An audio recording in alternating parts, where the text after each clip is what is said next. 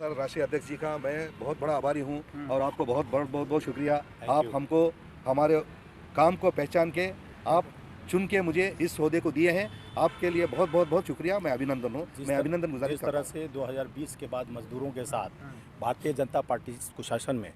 जिस तरह से मजदूरों को 44 से 4 कोड कानून लागू करने की कोशिश की गई, उसकी लड़ाई मैं निरंतर लड़ते आ रहा हूं। और मैं चाह रहा हूं हमारे सब साथियों को, कर्नाटका में बहुत सारे ऐसा मजदूरों को जिस तरह से दोहन किया गया, मौत के कगार पर, उनका आंकड़ा भी नहीं दिया गया। अब मरने के बाद और चाहे जिंदा रहने पर उनको नगद राशि 2020 में जो कोरोना काल में पद से पैदल चले हैं पूरे देश के लोग, उन जो मौतें हुई हैं वो ये बता देता है सरकार के नाकामी का संकेत कि आने वाले जो मजदूर हमारे देश का निर्माण करता है, विश्वकर्मा है, जो कल कारखाने, फैक्ट्रियां, चाहे जो भी घर और फैक्ट्रियां चलाते हैं, तो मजदूर के पसीना पर चलता है और उसका फ़ायदा बड़े पूंजीपति उठाते हैं। लेकिन मजदूर मजबूर क्यों इस देश से, इस सत्ता से पूछना चाहता है, क्योंकि 2023 में कर्नाटका और 9 राज्यों में उसके साथ चुनाव हो रही है मिलाकर, उसमें पूरे भारत के लोग भारत जोड़ो यात्रा में संकल्पित हो चुके हैं राहुल जी के साथ चलकर कि अब जनभावनाओं नहीं, अब लोकतांत्रिक व्यवस्था को मजबूत करने के लिए मजदूर संगठन आगे आकर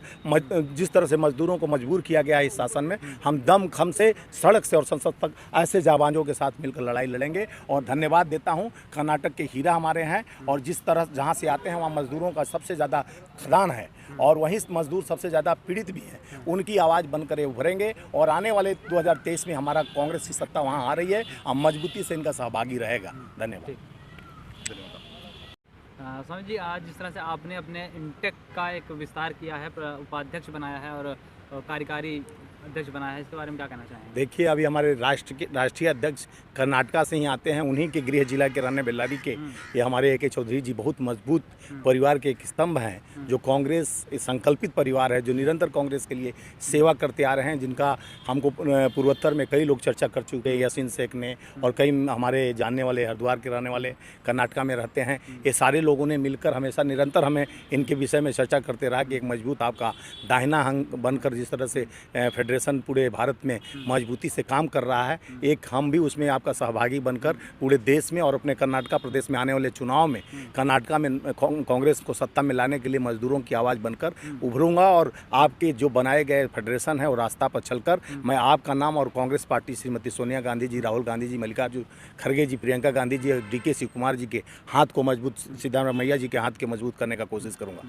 क्योंकि यह निरंतर जिस तरह से कांग्रेस को ये अडानी कंपनी बनाकर जिस तरह से भाजपा चल रही है, उसके विरुद्ध में हम कमर कस कर जिस तरह से मजदूरों का चुनाव के लिए तैयारी कर रखे हैं। देखिए, जैसे 23 में चुनाव है कर्नाटका में, हाँ, विधानसभा, पहले तो हम कर्नाटका जीतेंगे, इनके नेतृत्व में हमारे मजदूर यूनियन मजबूत खड़ा होगा। AK चौधरी जी तन मन धन लगा के वहाँ मजदूरों के बीच में जाके पूरे कांग्रेस को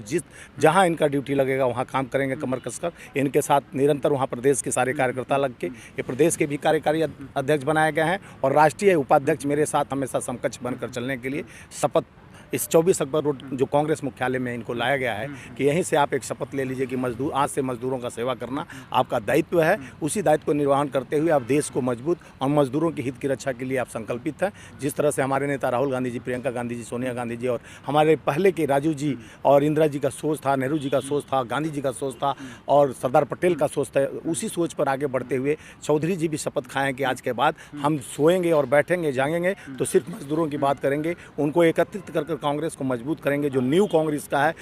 मजदूर है, आज मजबूर हो गया है, उसके मजबूरी का फायदा भाजपा उठा रही है, लेकिन उनके मजदूरों का आवाज़ बनकर हम निरंतर देश में भारतीय राष्ट्रीय मजदूर कांग्रेस इंटक फेडरेशन आपके नेतृत्व में काम करेंगे। आज इनके आपके माध्यम से अपना पत्र जो है ये इनको नियुक्ति पत्र सौंप रहा हूँ और तमाम इनको बधाई देते हुए कि आने वाले 23 का और 24 में राहुल गांधी जी के नेतृत्व में देश को मजबूत बनाएंगे और राहुल गांधी जी 24 में झंडा अपने लाल किला से फहराएंगे, देश के युवाओं, मजदूरों और किसानों का बात करेंगे और जिस तरह से यह निरंतर काम करते आ रहे हैं और उनके जैसे भारत जोड़ो यात्रा निरंतर जिस तरह से लोग नफरती बीज बोने का काम भारतीय जनता पार्टी करते आया है, उसको आज मजदूर ही तोड़ सकते हैं। इनका जो जाल है, जाल को ध्वस्त करने के लिए मजदूरों का कंधा पे इनके सौंपा जा रहा है जिम्मेदारी, ताकि आने वाले समय में मजदूरों का भविष्य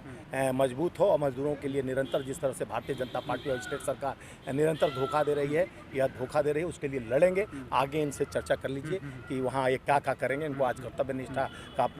पाठ पढ़ाते हुए मैं देश के उस मजदूरों 80 करोड़ मजदूरों का जिम्मेदारी सौंप रहा हूँ। आज आपको जिस तरह से उपाध्यक्ष बनाया गया है इंटेक का और कार्यकारी अध्यक्ष वहाँ कर्नाटका का, तो आप कैसी जिम्मेदारी इसको निभाएंगे और किस तरह से काम कर रहा है इंटेक कर्नाटका के अंदर? देखिए, पहली बार तो मैं